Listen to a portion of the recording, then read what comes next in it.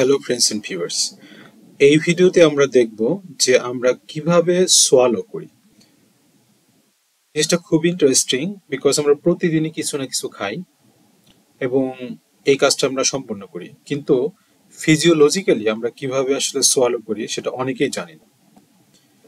তো সেটা বোঝার জন্য প্রথমে আমরা দেখি যে এই সোয়ালো করার জন্য যে সমস্ত পার্টস গুলো আমাদের কাজে লাগে। প্রথমেই হলো মুখ, তারপরে হার্ড প্যালেট, তারপরে এই অংশটাকে বলে সফট প্যালেট, তারপরে ফ্যারিংস এর বিভিন্ন অংশ আছে, যেমন ন্যাসোফ্যারিংস যেটা নাকের দিকে থাকে, ওরোফ্যারিংস হচ্ছে এই অংশটা, ল্যারিঙ্গোফ্যারিংস যে অংশটা ফুসফুসের দিকে থাকে, তারপরে এই অংশটা হলো ট্রাকিয়া বা ফুসফুসের দিকের অংশ, এই অংশটা হলো ইসোফেগাস যে অংশটা দিয়ে আমাদের খাবারটা পাকস্থলীতে যায়, এইটাকে বলা হয় বোলাস। বোলাসটা হলো মেইনলি আমরা যখন খাবারটা খাই, অর্থাৎ খাবার খাওয়া শুরু করি, তখন আমরা চিউ করি, মানে চাবাই, এবং সেই চাবানোর মাধ্যমে ফুডটা আমাদের স্মল পিসেসে পরিণত হয়। এই স্মল পিসটা তখন স্যালাইভার সাথে যুক্ত হয়ে যে জিনিসটা তৈরি হয় সেটার নামই হচ্ছে বোলাস। এবং এই সোয়ালোইং এর ভিতরে বেশ কিছু ইন্টারেস্টিং জিনিস আছে। তার প্রথমটি হলো যে during the swallow food normally enters the esophagus because other possible avenue are blocked. খাবার যখন এইখানে যায়, অর্থাৎ বোলাসটা যখন এইখানে থাকে, এটা কিন্তু ন্যাসোফেরিংস এর এই অংশ দিয়েও যেতে পারতো, আবার ল্যারিঙ্গোফেরিংস এর এই অংশ দিয়েও যেতে পারতো, কিন্তু সেটা যায় না। কারণ হচ্ছে যখন বোলাসটা মুখ থেকে ভিতরের দিকে এখানে যায়, প্রথম কাজটি হয় যে এই সফট প্যালেটটা এই দিকে এগিয়ে আসে, যার ফলে এই অংশটা বন্ধ হয়ে যায়, এবং এই কাজটাতে সহায়তা করে আমাদের জিহ্বা। যখন এই জিহ্বাটা উপরের দিকে প্রেস করি আমরা সোয়ালো করার সময়, তখন এই ন্যাসোফেরিংস এর অংশটা বন্ধ হয়ে যায়, সো এই জায়গা দিয়ে যেতে পারে না।